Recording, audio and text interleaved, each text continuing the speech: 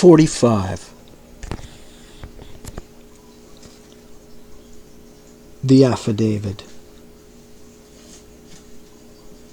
So far, what there may be of a narrative in this book, and indeed, as indirectly touching one or two very interesting and curious particulars in the habits of sperm whales, the foregoing chapter in its earlier part is as important a one as will be found in this volume, but the leading matter of it requires to be still further and more familiarly enlarged upon, in order to be adequately understood, and moreover to take away any incredulity which a profound ignorance of the entire subject may induce in some minds, as to the natural verity of the main points of this affair.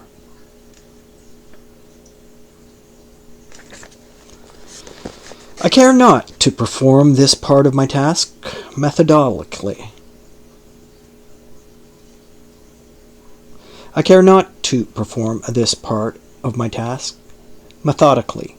But shall be content to produce the desired impression by separate citations of items, practically or reliably, known to me as a whaleman. And from these citations, I take it the conclusion aimed at will naturally follow of itself. First, I have personally known 3 instances where a whale, after receiving a harpoon, has effected a complete escape, and after an interval, in one instance of 3 years, has been again struck by the same hand and slain, when the 2 irons, both marked by the same private cipher, have been taken from the body. In the instance where 3 years intervened between the flinging of 2 harpoons, and I think it may have been something more than that, the man who darted them happening, in the interview, to go in a trading ship on a voyage to Africa, when ashore there, joined a discovery party and penetrated far into the interior, where he traveled for a period of nearly 2 years, often endangered by serpents, savages, tigers, poisonous miasmas, with all the other common perils incident to wandering in the heart of unknown regions.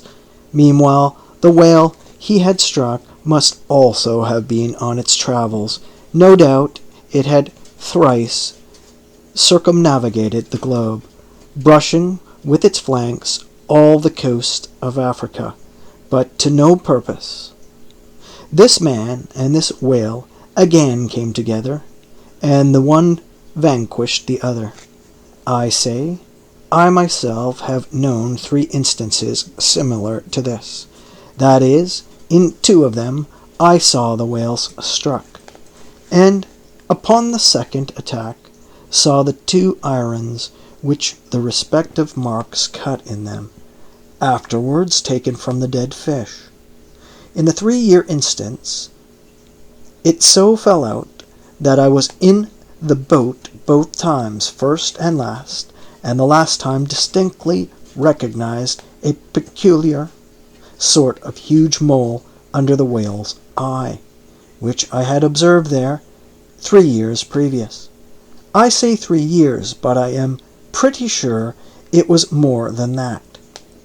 Here are 3 instances, then, which I personally know the truth of, but I have heard of many other instances from persons whose veracity in the matter there is no good ground to impeach. Secondly, it is well known in the sperm whale fishery, however ignorant the world ashore may be of it, that there have been several memorable historical instances where a particular whale in the ocean has been at distant times and places popularly consignable.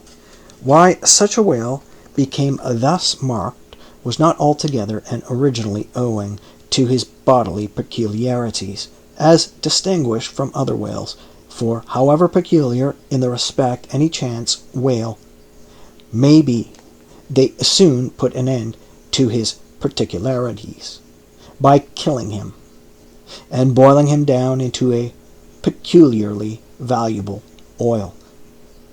No, the reason was this, that from the fatal experiences of the fishery there hung a terrible prestige of perilousness about such a whale, as there did about Rinaldini,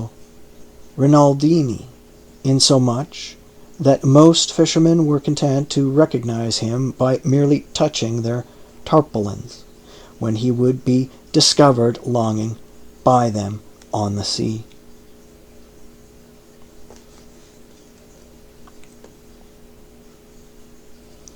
Insomuch that most fishermen were content to recognize him by merely touching their tarpaulins when he would be discovered lounging by them on the sea, without seeking to cultivate a more intimate acquaintance. Like some poor devils ashore that happen to know an irascible great man, they make distant, unobtrusive salutations to him in the street, lest, if they pursued the acquaintance further, they might receive a summary thump for their presumption.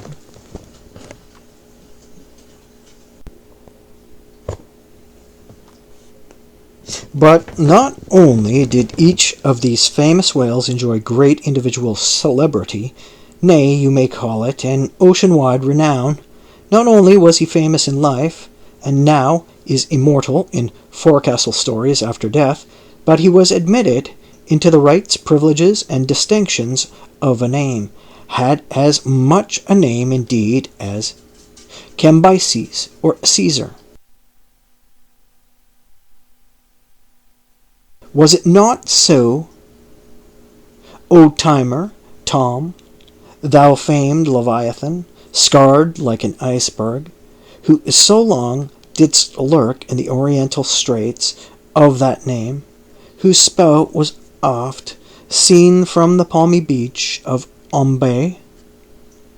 Was it not so, O New Zealand Jack, thou terror of all cruisers that crossed their wakes in the vicinity of the Tattoo Land? Was it not so, O Morquan, King of Japan, whose lofty jet they say at times assumed the semblance of a snow-white cross against the sky?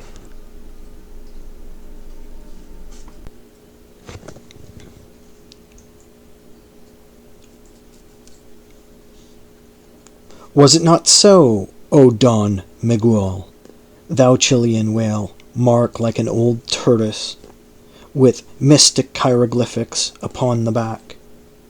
In plain prose, here are 4 whales as well known to the students of Cetacean history as Marius or Scylla to the classic scholar. But this is not all. New Zealand, Tom and Don Miguel, after at various times created great havoc among the boats of different vessels, were finally gone in quest of systematically hunted out, chased and killed by variant whaling captains who heaved up their anchors with that express object as much in view as in setting out through the Narragansett woods. Captain Butler, of old, had it in his mind to capture that notorious murderous savage, Ananwan, the headmost warrior of the Indian Philip King. I do not know where I can find a better place than just here to make mention of 1 or 2 other things which to me seem important, as in printed form, establishing in all respects the reasonableness of the whole story of the white whale, more especially the catastrophe, for this is one of those disheartening instances where truth requires full as much bolstering as error. So important are most landsmen of some of the plainest and most palpable wonders of the world, that without some hints touching the plain facts, historical and otherwise, of the fishery, they might scout at Moby Dick as a monstrous fable, or still worse and more detestable, a hideous and intolerable allegory. First, though most men have some vague flitting ideas of the general perils of the grand fishery, yet they have nothing like a fixed, vivid conception of those perils, and the frequency with which they recur. One reason, perhaps, is that not 1 in 50 of the actual disasters and deaths by casualties in the fishery ever finds a public record at home, however transient and immediately forgotten that record. Do you suppose that the poor fellow there, who this moment perhaps caught by the whale line off the coast of New Guinea, is being carried down to the bottom of the sea by the sounding Leviathan? Do you suppose that the poor fellow's name will appear in the newspaper obituary you will read tomorrow at your breakfast? No.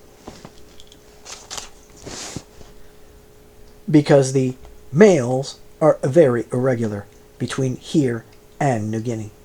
In fact, did you ever hear what might be called regular news, direct or indirect, from New Guinea? Yet I tell you that upon one particular voyage, which I made to the Pacific, among many others we spoke 30 different ships, every one of which had had a death by a whale, some of them more than one, and 3 that had each lost a boat's crew. For God's sake, be economical with your lamps and candles. Not a gallon you burn, but at least 1 drop of man's blood was spilled for it.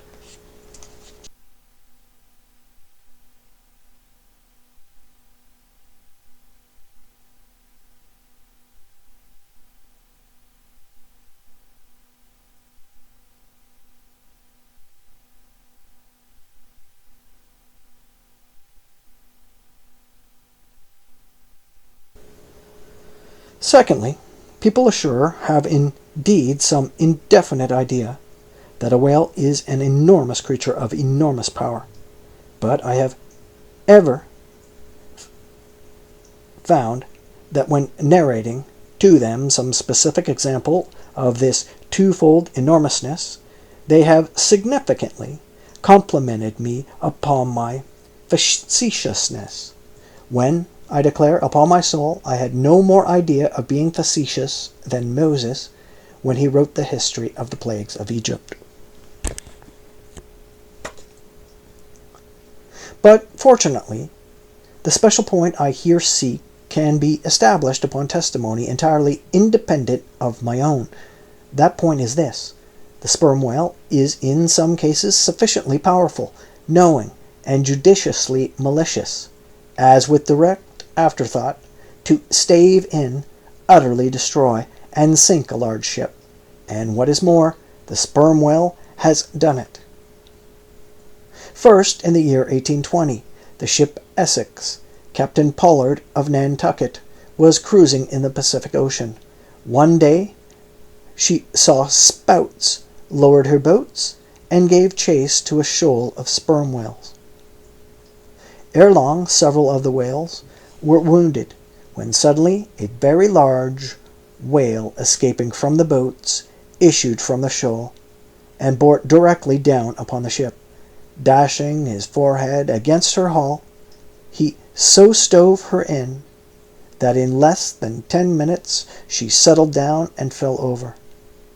Not a surviving plank of her has been seen since. After the severest exposure, part of the crew reached the land in their boats. Being returned home at last, Captain Pollard once more sailed for the Pacific in command of another ship, but the gods shipwrecked him again upon unknown rocks and breakers. For the second time his ship was utterly lost, and forthwith, answering the sea, he has never tempted it since. At this day, Captain Pollard is a resident of Nantucket. I have seen Owen Chase, who was chief mate of the Essex at the time of the tragedy. I have read his plain and faithful narrative. I have conversed with his son, and all this within a few miles of the scene of the catastrophe. Footnote. The following are extracts from Chance's narrative.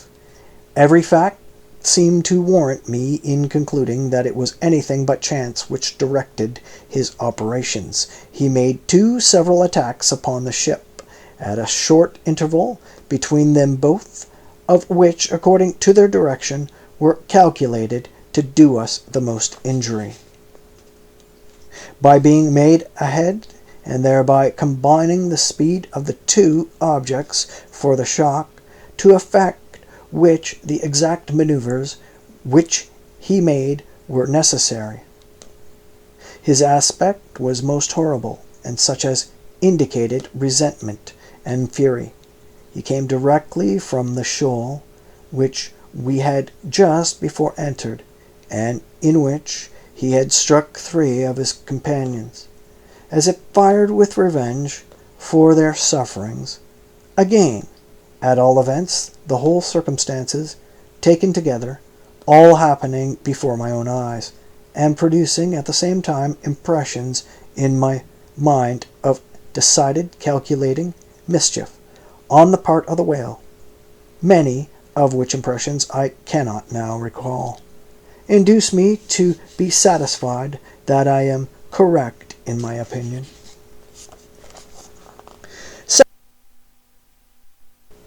End of footnote.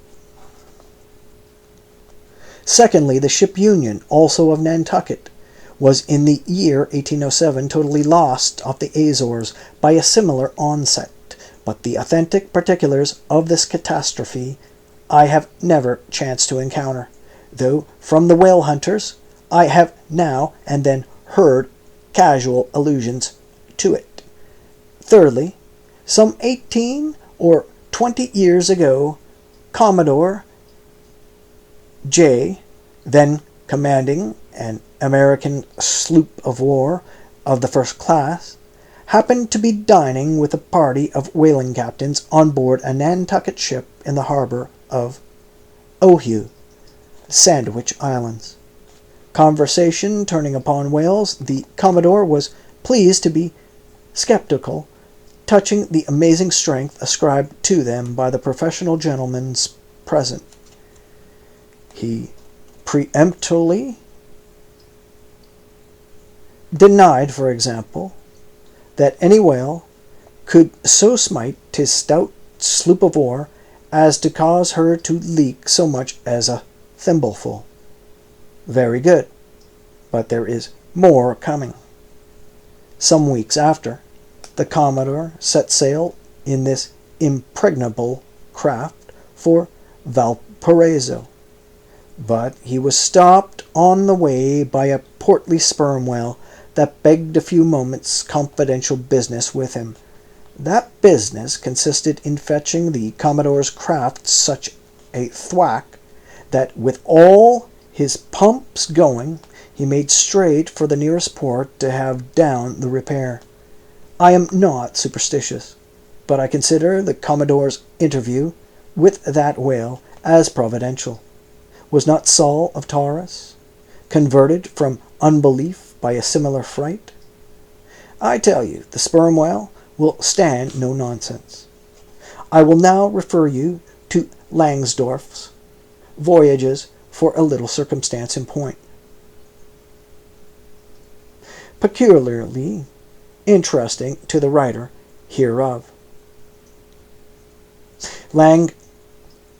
Langsdorff, you must know, by the way, was attached to the Russian Admiral Krusenstern's famous discovery expedition in the beginning of the present century. Captain Langsdorff thus begins his 17th chapter.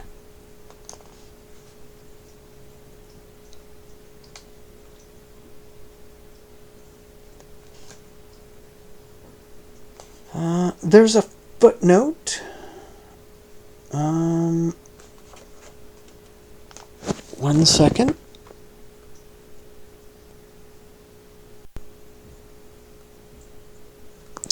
There's a footnote concerning the reflections or experiences of the aforementioned Commodore J with the blank in the name.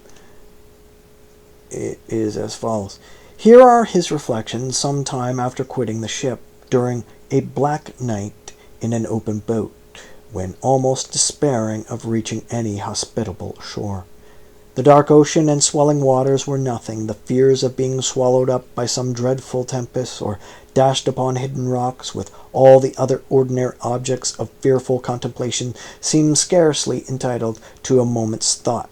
The dismal-looking wreck, and the horrid aspect and revenge of the whale wholly engrossed my reflections, until day again made its appearance. In another place, page 45, he speaks of the mysterious and mortal attack of the animal. End of footnote.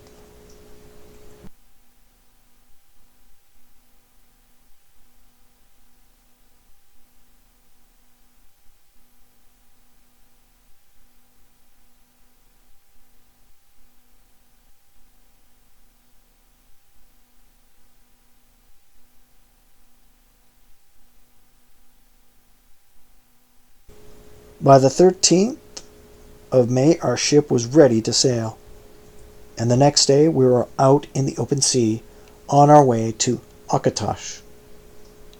The weather was very clear and fine, but so intolerably cold that we were obliged to keep on our fur clothing.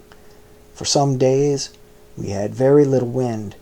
It was not till the 19th that a brisk gale from the northwest sprang up, an uncommon large whale, the body of which was larger than the ship itself, lay almost at the surface of the water. That was not perceived by anyone on board, till the moment when the ship, which was in full sail, was almost upon him, so that it was impossible to prevent its striking against him. We were thus placed in the most imminent danger, as this gigantic creature, setting up its back raised, we were thus placed in the most imminent danger, as this gigantic creature, setting up its back, raised the ship 3 feet at least out of the water. The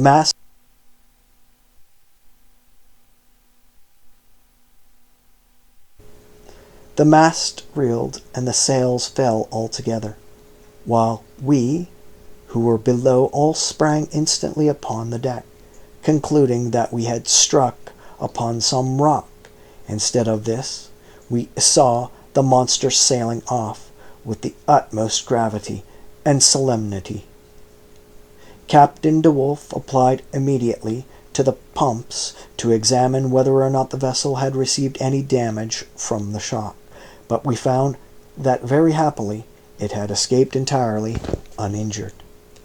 Now the Captain DeWolf, here alluded to as commanding the ship in question, is a New Englander, who, after a long life of unusual adventures as a sea captain, this day resides in the villages of Dorchester, near Boston.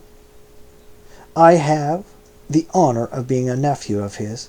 I have particularly questioned him concerning this passage in Langsdorff. He substantiates every word. The ship, however, was by no means a large one, a Russian craft, built on the Siberian coast and purchased by my uncle after barretting away the vessel in which he sailed from home.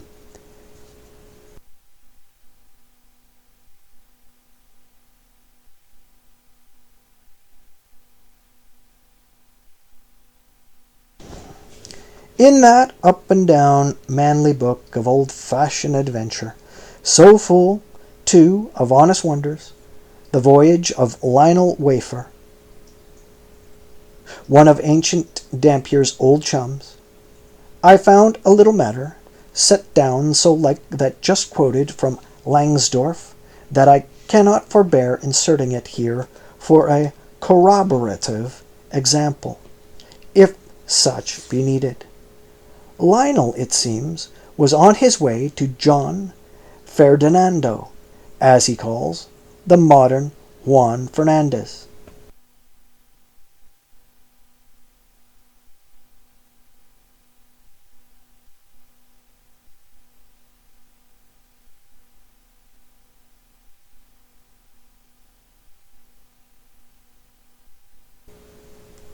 In our way thither, he says, about 4 o'clock in the morning, when we were about 150 leagues from the main of America, our ship felt a terrible shock, which put our men in such consternation that they could hardly tell where they were or what to think.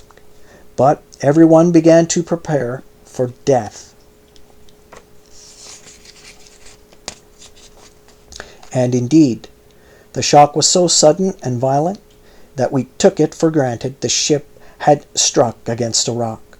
But when the amazement was a little over, we cast the lead and sounded, but found no ground. The suddenness of the shock made the guns leap in their carriages, and several of the men were shaken out of their hammocks. Captain Davis, who lay with his head on a gun, was thrown out of his cabin. Lionel then goes on to impute the shock to an earthquake, and seems to substantiate the imputation by stating that a great earthquake, somewhere about that time, did actually do great mischief along the Spanish land. But I should not much wonder if, in the darkness of that early hour of the morning, the shock was after all caused by an unseen whale vertically bumping the hull from beneath. I might proceed with several more examples, one way or another, known to me, of the great power and malice at times of the sperm whale. In more than one instance, he has been known not only to chase the assailing boats back to their ships, but to pursue the ship itself, and long withstand all the lances hurled at him from its decks.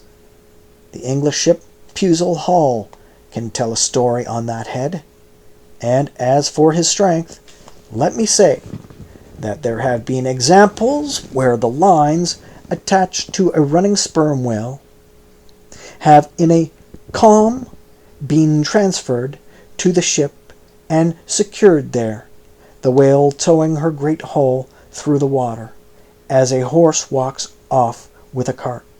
Again, it is very often observed that if the sperm whale, once struck, is allowed time to rally, he then acts not so often with blind rage as with willful, deliberate designs on destruction to his pursuers, nor is it without conveying some eloquent indication of his character that upon being attacked he will frequently open his mouth and retain it in the dread expansion for several consecutive minutes. But I must be content with only one more and a concluding illustration, a remarkable and most significant one, by which you will not fail to see that not only is the most marvelous event in this book corroborated by plain facts of the present day, but that these marvels, like all marvels, are mere repetitions of the ages, so that for the millionth time we say amen with Solomon, verily there is nothing new under the sun.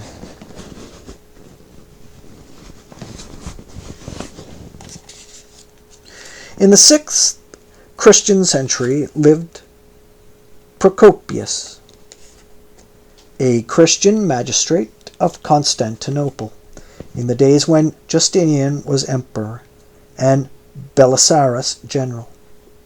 As many know, he wrote the history of his own times, a work every way of uncommon value.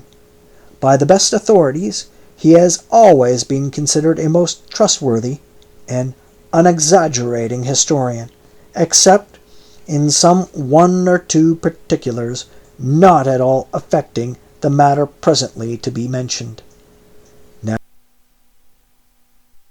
Now, in this history of his, Procopius mentions that during the term of his prefecture at Constantinople, a great sea monster was captured in the neighboring Propontis, or Sea of Marmora, after having destroyed vessels at intervals in those waters for a period of more than 50 years. A fact thus set down in substantial history cannot easily be gainsaid. Nor is there any reason it should be. Of what precise species this sea monster was is not mentioned. But as he destroyed ships, as well as for other reasons, he must have been a whale, and I am strongly inclined to think a sperm whale. And I will tell you why. For a long time I fancied that the sperm whale had been always unknown in the Mediterranean, and the deep waters connecting with it. Even now I am certain that those seas are not, and perhaps never can be, in the present constitution of things, a place for his habitual gregarious resort. But further investigations have recently proved to me that in modern times there have been isolated instances of the presence of the sperm whale in the Mediterranean. I am told on good authority that on the Barbary coast a Commodore Davis of the British Navy found the skeleton of a sperm whale. Now, as a vessel of war readily passes through the Dardanelles, hence a sperm whale could, by the same route, pass out of the Mediterranean into the Propontis. In the Propontis, as far as I can learn, none of that peculiar substance called brit is to be found, the aliment of the right whale.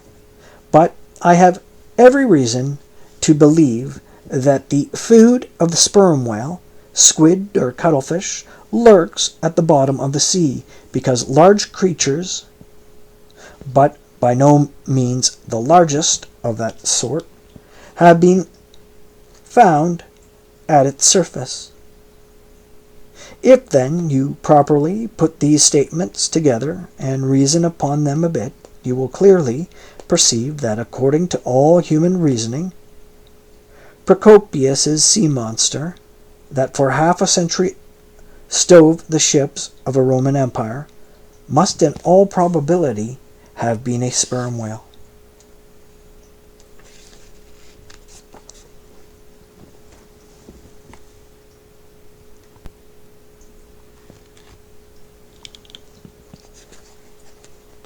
"46. Surmises.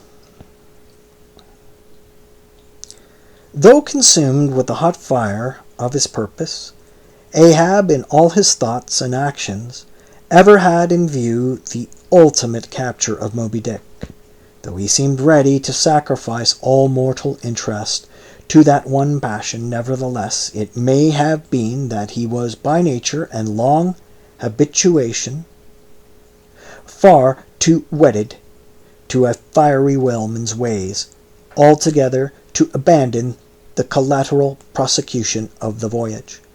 Or at least, if this were otherwise, there were not wanting other motives much more influential with him. It would be refining too much, perhaps, even considering his monomania, to hint that his vindictiveness towards the white whale might have possibly extended itself in some degree to all sperm whales, and that the more monsters he slew by so much, the more he multiplied the chances that each subsequently encountered whale would prove to be the hated one he hunted. But if such an hypothesis be indeed exceptional, there will still additional considerations which, though not so strictly according with the wildness of his ruling passion, yet were by no means incapable of swaying him. To accomplish his object, Ahab must use tools, and of all tools used in the shadow of the moon, men are most apt to get out of order. He knew, for example, that however magnetic his ascendancy in some respects was over Starbuck, yet that ascendancy did not cover the complete spiritual man any more than mere corporeal superiority involves intellectual mastership. For to the purely spiritual, the intellectual but stand in a sort of corporeal relation. Starbuck's body and Starbuck's coerced will were Ahab's, so long as Ahab kept his magnet at Starbuck's brain. Still, he knew that for all this the chief mate in his soul abhorred his captain's quest, and could he would joyfully disintegrate himself from it, or even frustrate it. It might be that a long interval would elapse ere the white whale was seen. During the long interval, Starbuck would ever be apt to fall into open relapses of rebellion against his captain's leadership, unless some ordinary, prudential, circumstantial influences were brought to bear upon him.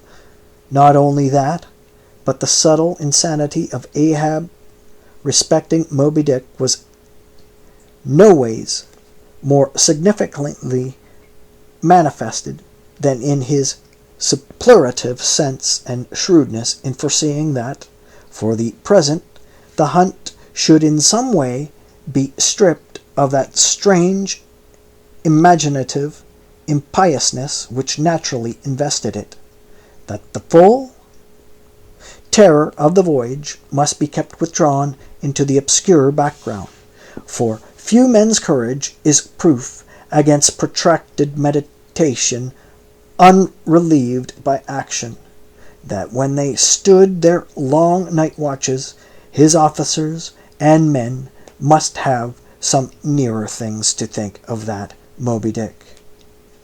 For however eagerly and impetuously the savage crew had hailed the announcement of his quest, yet all sailors of all sorts are more or less capricious and unreliable. They live in the varying outer weather, and they inhale its fickleness, and when retained for any object remote and blank in the pursuit, however promissory, of life and passion in the end, it is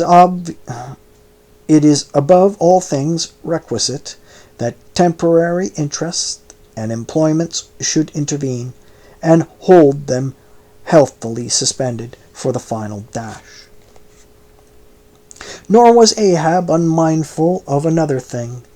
In times of strong emotion, mankind disdain all base considerations, but such times are evanescent. The permanent constitutional condition of the manufactured man, thought Ahab, is sordidness. Granting that the white whale fully incites the hearts of this my savage crew, and playing round their savageness even breeds a certain generous knight-errantism in them. Still, while for the love of it they give chase to Moby Dick, they must also have food for their more common daily appetites.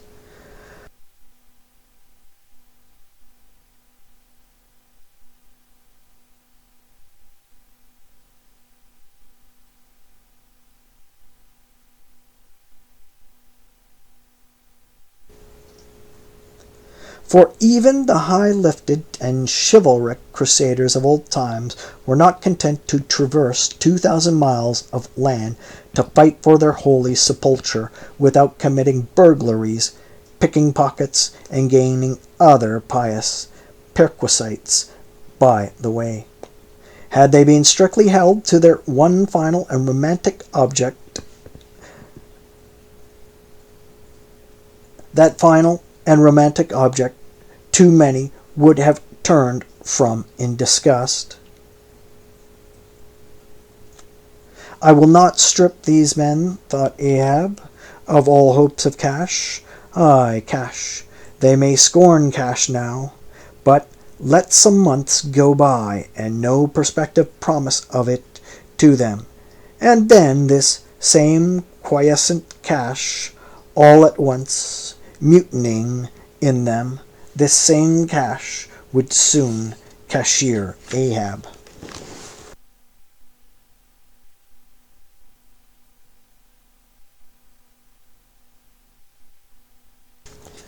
Nor was there wanting still another precautionary motive more related to Ahab personally. Having impulsively, it is probable, and perhaps somewhat prematurely, revealed the prime but private purpose of the Pequod's voyage, Ahab was now entirely conscious that, in so doing, he had indirectly laid himself open to the unanswerable charge of usurpation, and with perfect impunity, both moral and legal, his crew, if so disposed, and to that end competent, could refuse all further obedience to him, and even violently wrest from him the command. From even the barely hinted imputation of usurpation, and the possible consequences of such a suppressed impression gaining ground, Ahab must of course have been most anxious to protect himself. That protection could only consist in his own predominating brain and heart and hand, backed by a heedful, closely calculating attention to every minute atmospheric influence which it was possible for his crew to be subjected to.